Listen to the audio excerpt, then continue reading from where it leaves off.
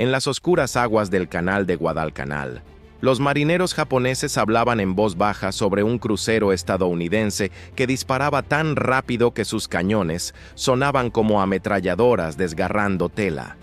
No estaban equivocados al temerlo.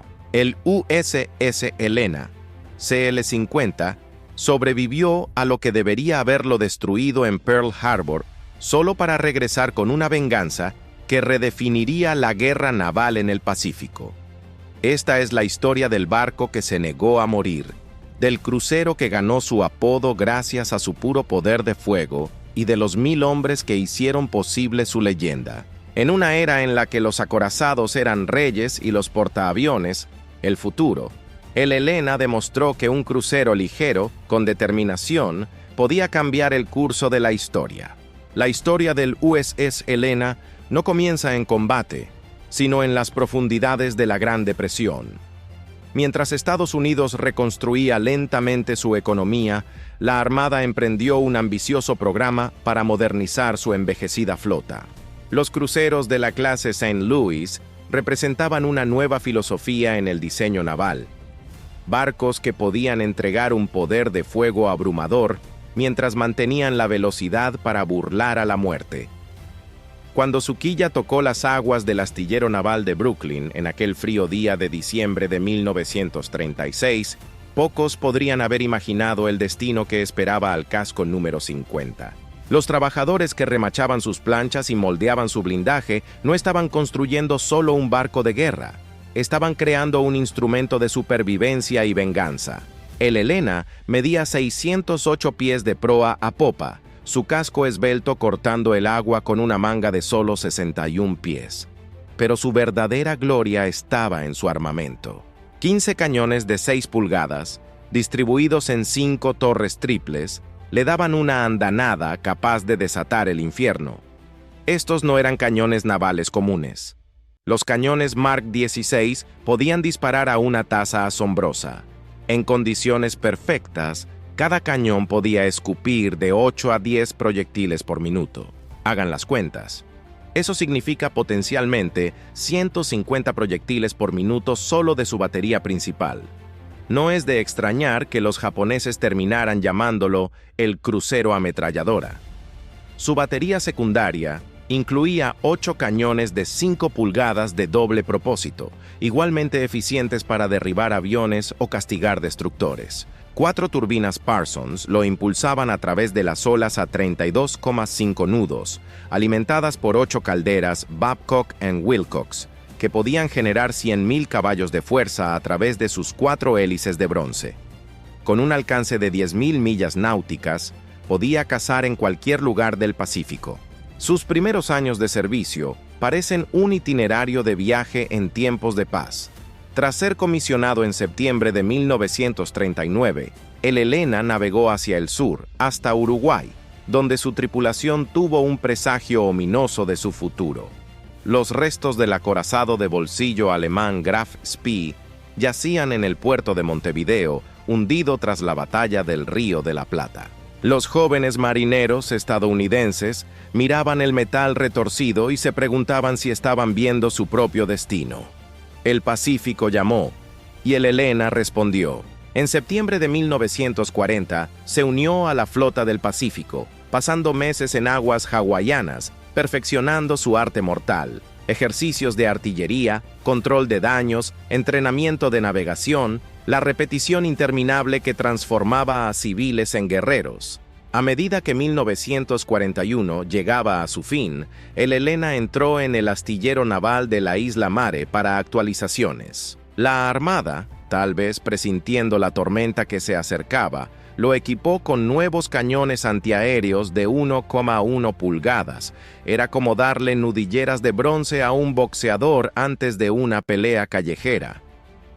En la mañana del 7 de diciembre de 1941, el Helena descansaba en el muelle 1010 en el astillero naval de Pearl Harbor.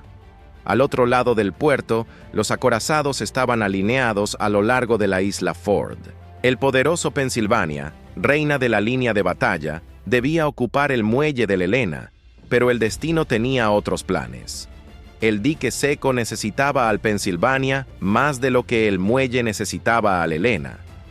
A las 07:57, el teniente comandante Shayaharu Maratha lideró a 9 bombarderos torpedo Kate hacia lo que creía era el Pennsylvania. A través de la neblina matutina, el perfil del Helena se parecía lo suficiente a un acorazado para sellar su destino. Solo el avión líder lanzó su arma, un torpedo tipo 91 que surcó las plácidas aguas del puerto a 40 nudos. El proyectil pasó por debajo del tendedor de Minas Oglala, atracado al lado, y golpeó al Helena en el cuadro 75, justo debajo de su cinturón de blindaje.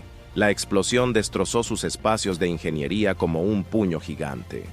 La sala de máquinas número 1 y la sala de calderas número 2 se transformaron instantáneamente de espacios de maquinaria, ordenados en ataúdes de metal retorcido.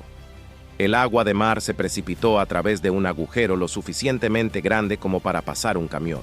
Pero el Helena ya estaba contraatacando. En solo 2 minutos y 120 segundos, su generador diésel delantero rugió a la vida. La energía fluyó hacia sus monturas de cañones. Mientras los aviones japoneses giraban por encima para su segundo ataque, los cañones antiaéreos del Helena hablaron en desafío. 4 bombas cayeron cerca de él durante la segunda ola, cada casi impacto, rociando sus cubiertas con lluvia de acero. El barco que debería haber muerto permaneció a flote gracias a milagros de control de daños y determinación humana. 40 de sus hombres yacían muertos, otros 100 heridos, pero el Helena sobrevivió. En el comedor, la sangre se mezclaba con aceite mientras los equipos médicos trabajaban para salvar a los vivos. En cubierta, los artilleros permanecieron en sus puestos incluso mientras sus compañeros caían a su alrededor. Los pilotos japoneses que informaron su hundimiento cometieron un terrible error. Habían despertado a la hermanita del gigante dormido y ella lo recordaría. En las secuelas de Pearl Harbor, el Helena se parecía a un paciente en cuidados intensivos. El agua chapoteaba en su casco herido y las bombas de emergencia trabajaban sin descanso para mantenerlo a flote. Pero bajo los daños, latía un corazón que se negaba a dejar de latir. El 9 de diciembre, solo 2 días después del ataque, el Helena entró en el dique seco número 2. Los trabajadores del astillero naval se agolparon sobre él como cirujanos atendiendo a un paciente crítico. Se cortaron, moldearon y soldaron planchas de acero sobre sus heridas. Los parches temporales aguantarían hasta que pudiera llegar a un hospital adecuado. El viaje a la Isla Mare en enero de 1942 puso a prueba cada soldadura y remache. Las olas del Pacífico presionaban su casco parcheado, buscando debilidades. Su tripulación permaneció vigilante en las estaciones de control de daños, lista para reforzar cualquier brecha. No necesitaban preocuparse. El Helena era más resistente de lo que parecía. En la Isla Mare, el Helena experimentó una transformación que fue más allá de simples reparaciones. La Armada había aprendido lecciones amargas en Pearl Harbor, y el Helena se beneficiaría de esa brutal educación. Su torre de mando, que limitaba la visibilidad durante las acciones nocturnas, dio paso a un puente abierto, donde antes estaban los anticuados cañones antiaéreos de 1,1 pulgadas, apodados pianos de Chicago. Las tripulaciones montaron 4 cañones cuádruples Bofors de 40 milímetros, democracia de diseño sueco envuelta en acero estadounidense. Pero la verdadera revolución llegó con la electrónica. El Helena recibió el nuevo radar de búsqueda de superficie SG, una maravilla que podía ver a través de la oscuridad y la niebla para encontrar barcos enemigos a distancias que parecían magia. Combinado con los nuevos radares de control de fuego FC y FD, el Helena podía luchar a ciegas, una ventaja crucial en las peleas con cuchillo que lo esperaban en la Salomón. Mientras la oscuridad ayudaba a ocultar los barcos de la detección visual, el radar le daba al Helena la capacidad de ver sin ser visto. Bajo el mando del capitán Robert H. English y posteriormente del capitán Philip, quien comandó hasta septiembre de 1942, su tripulación entrenaba con intensidad fanática. Tenían cuentas que saldar. Los artilleros practicaban hasta que podían cargar y disparar dormidos. Los equipos de control de daños ensayaban tapar agujeros y combatir incendios hasta que sus respuestas se volvieran automáticas. Cada hombre a bordo entendía su misión. Regresaban al Pacífico no como víctimas, sino como cazadores. En los comedores, los marineros hablaban de venganza. En las salas de máquinas, los mecánicos sacaban cada revolución posible de las turbinas. El Helena no estaba solo reparado. Había renacido como un instrumento de venganza. En julio de 1942, el Helena estaba listo.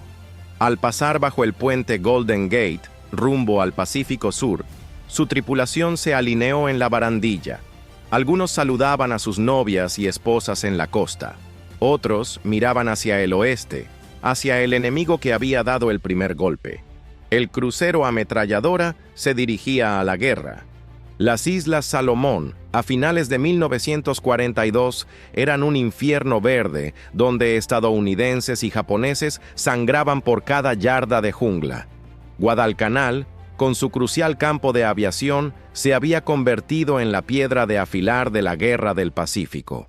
Cada noche, destructores y cruceros japoneses bajaban por el Slot, el canal entre las cadenas de la Salomón, para reforzar su guarnición y bombardear posiciones estadounidenses.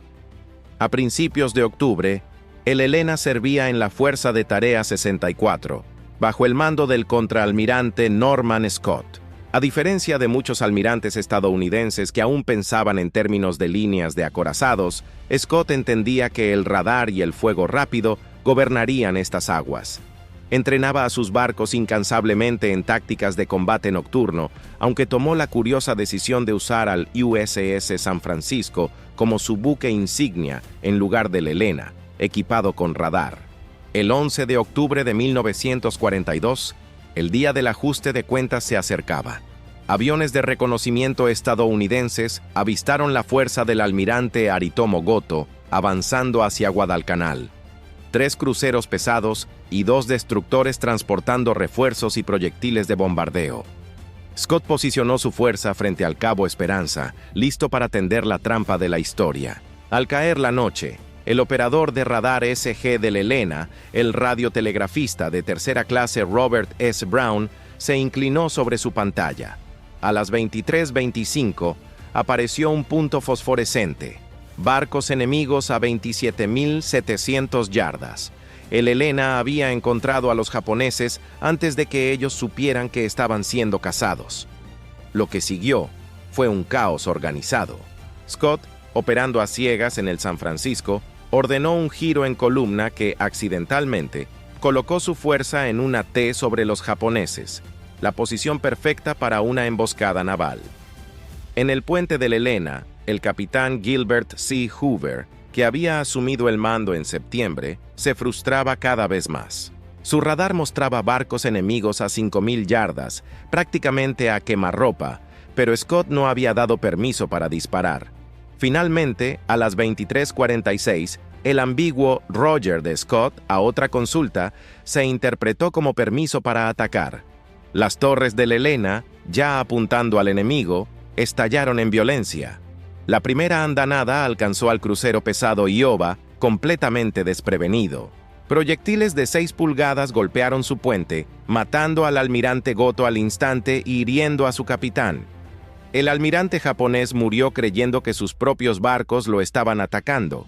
Nunca imaginó que los estadounidenses podrían atacar desde la oscuridad con tal precisión.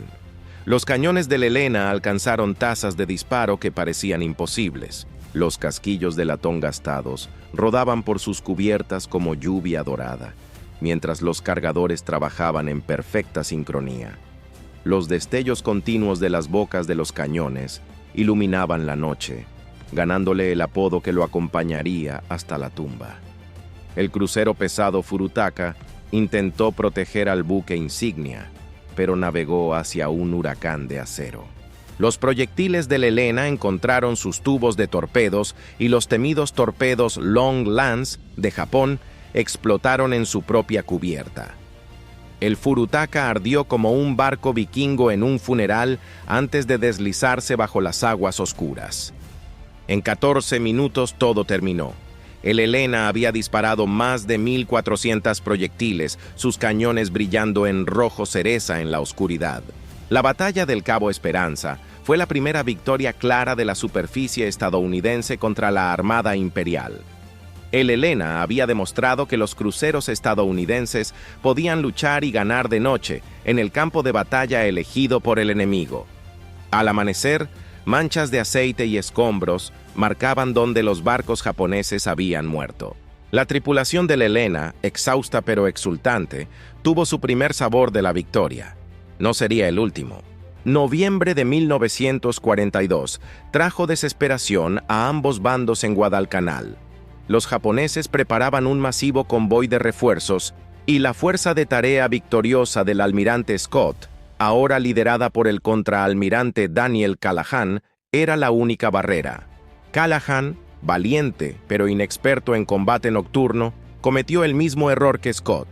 Eligió al San Francisco como su buque insignia en lugar del Helena, equipado con radar. En la noche del 12 al 13 de noviembre, el radar del Helena demostró nuevamente ser profético. A las 01:24, su pantalla SG detectó barcos japoneses entrando en el Iron Bottom Sound, las aguas de Guadalcanal salpicadas de tantos naufragios que ganaron su siniestro apodo. Dos acorazados japoneses, el Hiei y el Kirishima, lideraban una fuerza de bombardeo destinada a pulverizar el campo Henderson. Lo que estalló a las 01:48 fue menos una batalla que una pelea de bar con cañones de 14 pulgadas. La columna estadounidense prácticamente chocó con la fuerza japonesa. Los barcos disparaban a quemarropa, a veces sin estar seguros de si sus objetivos eran amigos o enemigos. Reflectores atravesaban la oscuridad.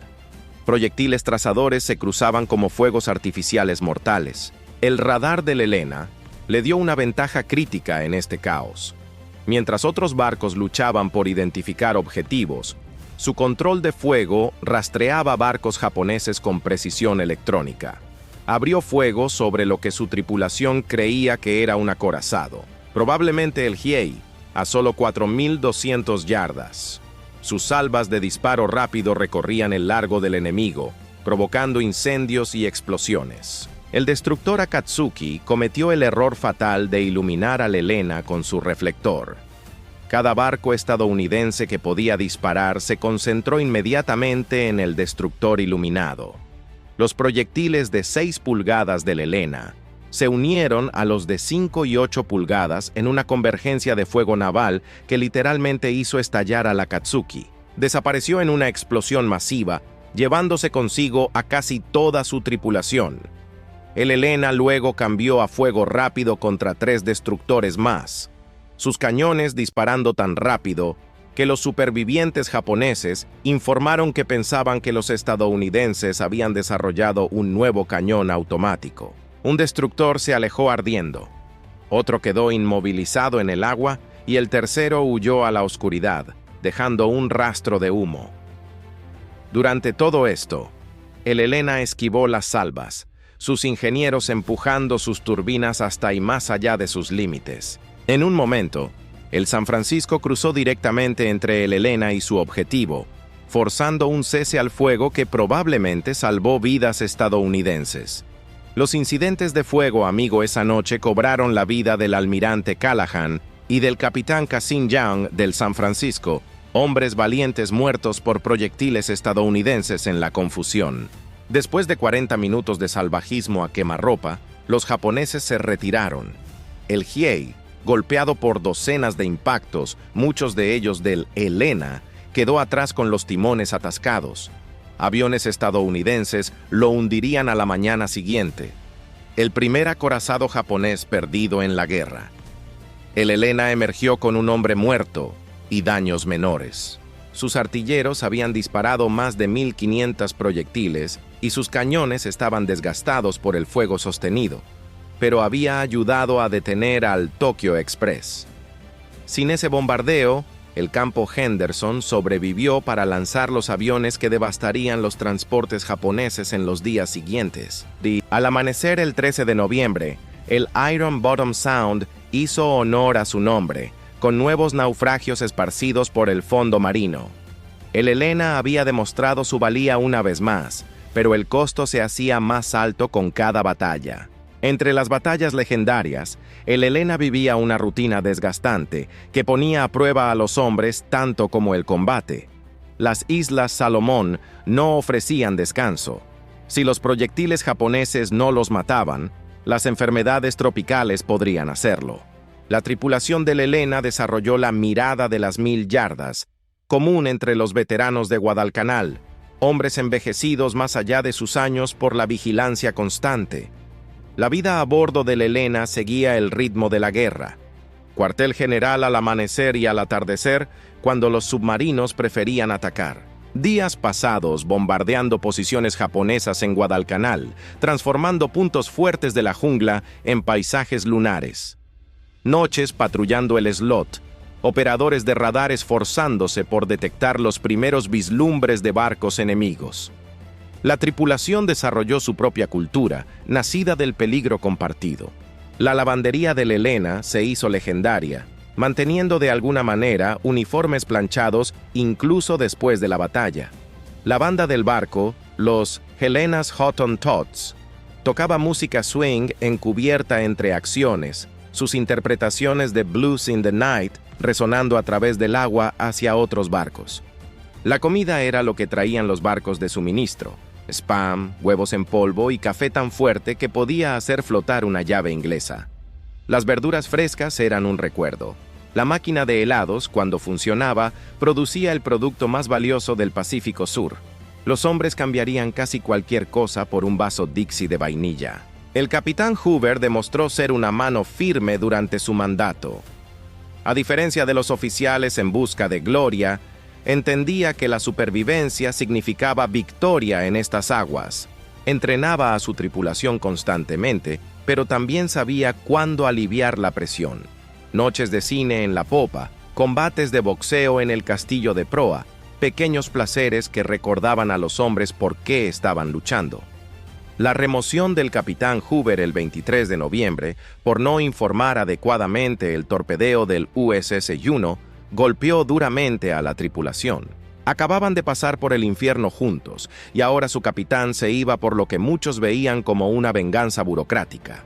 Su reemplazo, el capitán Charles P. Cecil, que asumió el mando en diciembre de 1942, tuvo que ganarse a una tripulación desconfiada. Diciembre de 1942 y enero de 1943 se fusionaron en rutina y agotamiento. El Helena bombardeó Bella y Munda, apoyó convoyes de tropas y persiguió fantasmas en las pantallas de radar. Su tripulación se convirtió en experta en leer el mar y el cielo, sabiendo que la supervivencia a menudo dependía de detectar la estela de un torpedo o el lanzamiento de una bomba un segundo antes que el enemigo. Para febrero de 1943, el Helena necesitaba desesperadamente tiempo en el astillero. Sus motores jadeaban, sus cañones mostraban desgaste en los cañones y su casco llevaba las cicatrices de casi impactos. El viaje a Sydney, Australia, se sintió como navegar hacia el paraíso. Comida fresca, cerveza fría y mujeres que hablaban inglés los esperaban. Durante unas pocas semanas preciosas, los hombres del Helena recordaron cómo se sentía la paz. Pero las guerras no hacen pausas por licencias. Para abril, el Helena estaba de vuelta en la Salomón, sus cañones renovados y su tripulación descansada. La siguiente fase de la campaña de las islas se avecinaba, y las carreras nocturnas por el slot continuaban. El crucero ametralladora tenía más trabajo que hacer. A medida que la primavera de 1943 se convertía en verano, las fuerzas estadounidenses se preparaban para avanzar por la cadena de la Salomón. Nueva Georgia, con su campo de aviación en Munda, representaba el siguiente paso sangriento hacia Tokio. El Helena desempeñaría su papel en los bombardeos preliminares que convirtieron las posiciones japonesas en escombros. La rutina se había vuelto mortalmente familiar. deslizarse en aguas disputadas bajo la oscuridad, bombardear los objetivos asignados y escapar antes de que el amanecer trajera represalias. El 13 de mayo, el Helena lideró un grupo de bombardeo contra Bella, sus proyectiles barrendo depósitos de combustible y cuarteles con precisión metódica. Los japoneses, aprendiendo de la experiencia, habían trasladado la mayoría de sus activos tierra adentro, pero los cañones del Helena aún encontraron mucho que destruir. Junio de 1943 trajo operaciones intensificadas. La inteligencia informaba sobre esfuerzos masivos de refuerzo japoneses y cada crucero estadounidense trabajaba horas extras para interceptar estos movimientos. La tripulación del Helena, ahora veterana, preparaba su barco con eficiencia sombría. Se cargaba munición extra hasta que sus pañoles estaban abarrotados. Los materiales de control de daños se preposicionaban. Los hombres escribían cartas a casa, por si acaso. El 30 de junio, la operación Toenails, la invasión de Nueva Georgia, comenzó. El Helena proporcionó apoyo de fuego para los desembarcos en Renova, sus proyectiles de 6 pulgadas despejando la jungla en franjas de 100 yardas. Las baterías costeras japonesas respondían esporádicamente, sus salpicaduras avanzando hacia el Helena hasta que el fuego de contrabatería las silenció. El 4 de julio de 1943, día de la independencia, el Helena bombardeaba el campo de aviación de Munda. Los japoneses habían reforzado sus posiciones antiaéreas y las nubes negras de fuego antiaéreo salpicaban el cielo. Los cañones antiaéreos del Helena respondían, sus proyectiles de 40 milímetros creando su propio espectáculo de fuegos artificiales. Era democracia versus fascismo trazado en proyectiles trazadores. Esa tarde, el Helena repostó en Tulagi, tomando combustible y municiones para otra noche de trabajo. La inteligencia había detectado otra carrera del Tokyo Express. Destructores avanzando hacia el sur con refuerzos para Nueva Georgia. La Fuerza de Tarea 68, con el Helena como componente clave, los interceptaría en el Golfo de Kula. La tripulación sintió que algo era diferente en esta misión. Quizás era la luna llena prevista para esa noche, eliminando la oscuridad que normalmente ocultaba a los barcos estadounidenses de la detección visual, aunque su radar funcionaría igual de bien. O tal vez eran los informes de cruceros pesados japoneses uniéndose a las carreras de convoyes. O quizá era simplemente la ley de los promedios alcanzándolos. El Helena había sobrevivido a demasiadas batallas sin daños graves.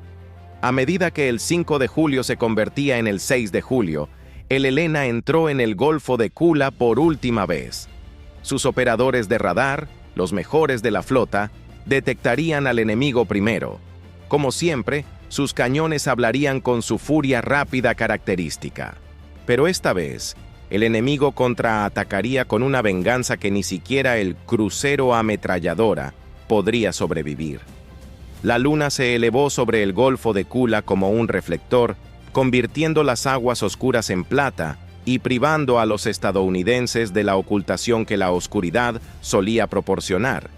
El almirante Walden Ainsworth, con su insignia en el Honolulu, lideró la Fuerza de Tarea 68 hacia el Golfo poco después de la medianoche del 6 de julio.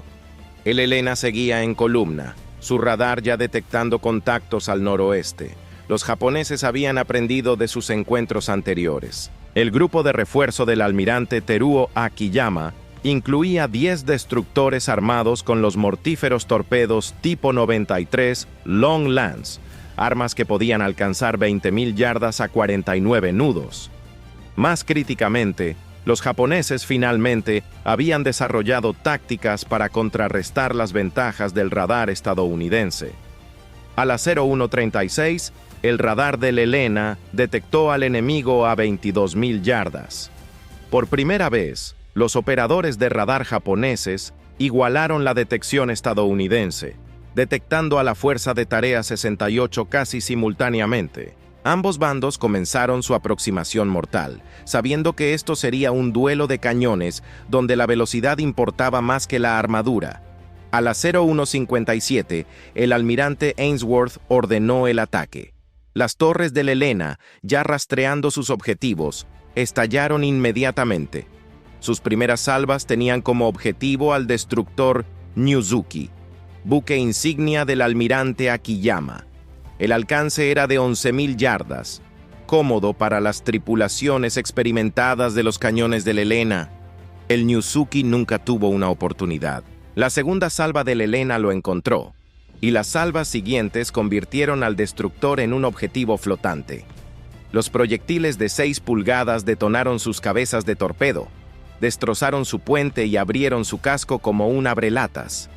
El almirante Akiyama murió en los minutos iniciales, su última visión, los destellos de las bocas de los cañones que decretaron su ruina.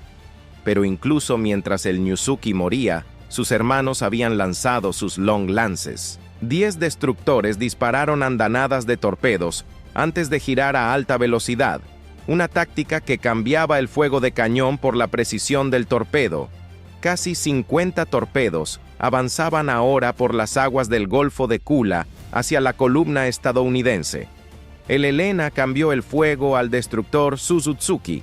Sus proyectiles dirigidos por radar encontraron el objetivo a pesar de la distancia, pero había cometido un error crítico. Sus salvas iniciales usaron pólvora sin flash, cuidadosamente guardada para acciones nocturnas. Cuando esas cargas especiales se agotaron, cambió a propelente estándar. Cada salva ahora iluminaba la noche como un relámpago, marcando claramente la posición del Helena para los directores de torpedo japoneses.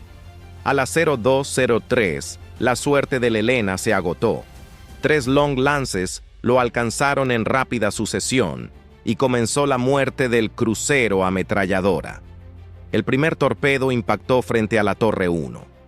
La explosión fue catastrófica.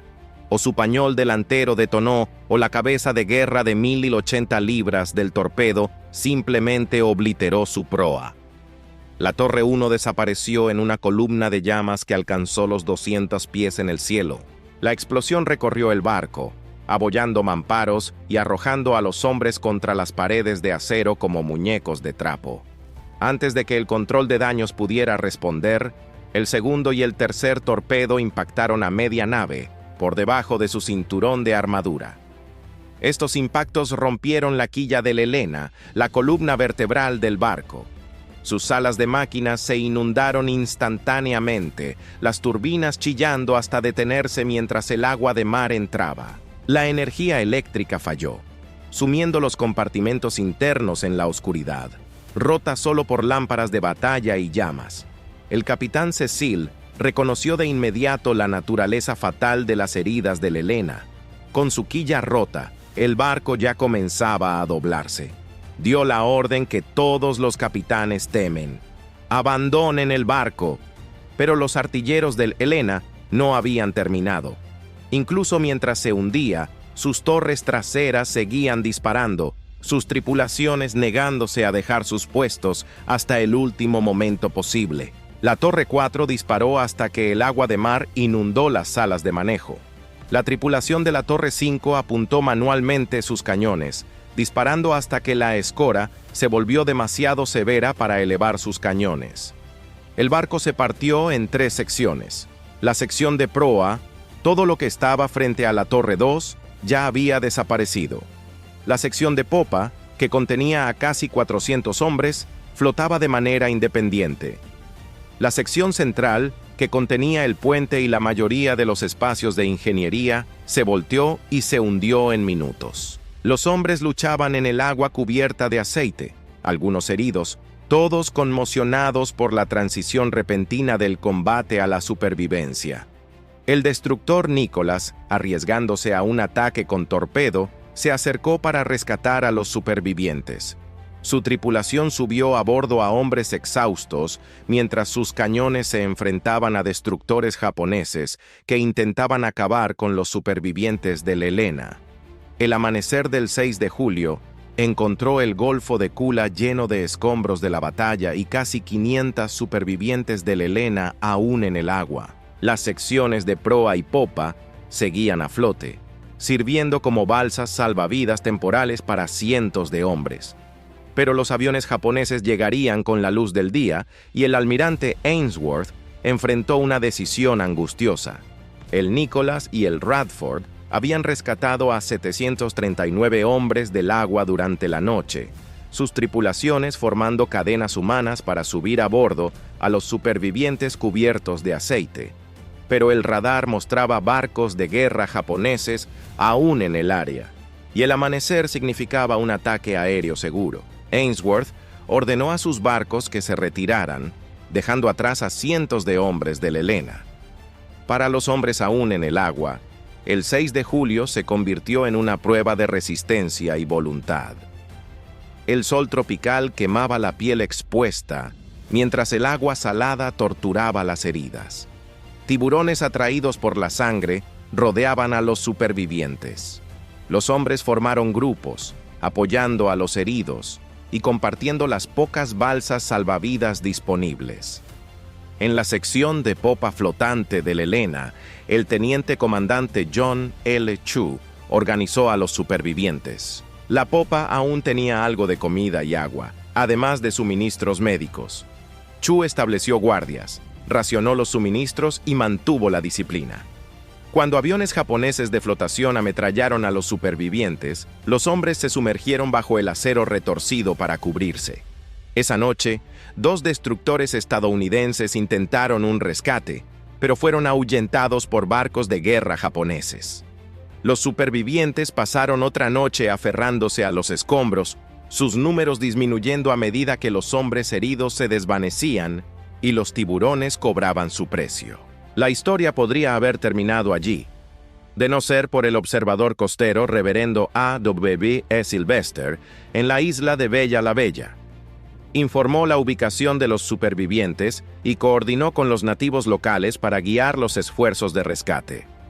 En la noche del 7 u 8 de julio, los destructores Nicholas y Jenkins, junto con los transportes rápidos Dent y Waters, regresaron al Golfo de Kula. Usando balleneras y botes de goma, rescataron a 165 hombres del agua y de la sección de popa flotante. La popa finalmente se hundió durante el rescate, como si el Helena hubiera esperado para asegurar que su tripulación estuviera a salvo antes de dar su último zambullido. Pero 88 supervivientes habían derivado hacia Bella la Bella, ocupada por los japoneses. Durante una semana evitaron patrullas enemigas con la ayuda de exploradores nativos y observadores costeros. Viviendo de cocos y agua de lluvia, moviéndose solo de noche, llegaron a la costa noroeste de la isla. El 16 de julio, los destructores Taylor, Maul, Gwyn y Ralph Talbot ejecutaron un audaz rescate a plena luz del día, evacuando a los últimos supervivientes del Helena bajo las narices de las fuerzas japonesas. El balance final de la tripulación de 868 hombres del Helena, unos 168, murieron en el Golfo de Kula o durante las operaciones de rescate, pero 700 sobrevivieron, salvados por el coraje de las tripulaciones de los destructores que lo arriesgaron todo y la determinación de los supervivientes que se negaron a rendirse. La historia del Helena podría haber terminado en el Golfo de Kula, una baja más en la desgastante campaña de las Islas Salomón. Pero las leyendas no mueren fácilmente. En los salones de oficiales y clubes de marineros de la Armada, los veteranos contaban historias del crucero que disparaba más rápido de lo que cualquier barco tenía derecho a hacerlo. Sus andanadas de disparo rápido se convirtieron en leyenda, creciendo con cada relato. La Armada reconoció el servicio extraordinario del Helena con 7 estrellas de batalla y la primera mención de unidad naval otorgada a un barco. La cita mencionaba específicamente Cabo Esperanza, Guadalcanal y Golfo de Kula. 3 batallas en las que los cañones del Helena ayudaron a cambiar el rumbo de la Guerra del Pacífico. Su influencia se extendió más allá de las medallas. Las experiencias de combate del Helena impulsaron cambios en las tácticas y tecnologías navales estadounidenses. Su exitoso uso del radar en batallas nocturnas se convirtió en doctrina estándar. La importancia de la pólvora sin flash se escribió con sangre. Los procedimientos de control de daños se revisaron en función de su pérdida. Durante décadas, el Helena reposó intacto en el Golfo de Kula. Su ubicación exacta era desconocida. Sus supervivientes celebraban reuniones, sus números disminuyendo cada año, pero sus recuerdos aún nítidos. Recordaban el sonido de sus cañones, la sensación de sus cubiertas, los amigos que no regresaron a casa. En abril de 2018, el barco de investigación RV Petrel de Paul Allen localizó al Helena a 2.800 pies bajo el agua. Las cámaras remotas revelaron su número de casco, 50, aún visible en su popa. Sus torres seguían apuntando hacia afuera, como si estuvieran listas para reanudar la lucha. El descubrimiento trajo cierre a los miembros supervivientes de la tripulación y sus familias, confirmando el lugar de descanso final de su barco. Hoy, el Helena sirve como más que una tumba de guerra. Representa a los miles de marineros que lucharon en las batallas navales decisivas de la Segunda Guerra Mundial. Su historia enseña lecciones atemporales sobre coraje, determinación y sacrificio. El barco que sobrevivió a Pearl Harbor para convertirse en el azote del Tokyo Express demostró que los héroes no siempre son invencibles. A veces, simplemente son demasiado obstinados para rendirse. Desde su nacimiento en la era de la depresión en Brooklyn hasta su muerte en las aguas tropicales de las Salomón, el Helena encarnó el esfuerzo de guerra estadounidense. Construido por trabajadores que necesitaban empleos, tripulado por jóvenes que se convirtieron en hombres y comandado por oficiales que aprendían a luchar en un nuevo tipo de guerra, era la democracia convertida en acero. Los japoneses tenían razón al temer al barco que llamaban el crucero ametralladora. Pero el Helena era más que cañones de disparo rápido y radar avanzado. Era 868 estadounidenses que se negaron a aceptar la derrota, que transformaron la tragedia de Pearl Harbor en triunfo en el Cabo Esperanza y Guadalcanal. Incluso en la muerte, cobró un precio, sus cañones disparando hasta que el agua los reclamó. En las profundidades del Golfo de Kula, el Helena mantiene su última guardia. El coral crece en sus torres. Los peces nadan por sus pasillos, pero su legado vive. Sigue siendo lo que siempre fue, el barco de combate que ganó su apodo gracias a la pura determinación y un testimonio de la generación que salvó al mundo. Lo llamaban ametralladora, y hizo honor a su nombre hasta el final. En los anales de la historia naval, pocos barcos lucharon con más garra, murieron con más honor o dejaron un legado más orgulloso que el USS Helena CL-50. Era, como su tripulación siempre supo, un infierno de barco de combate.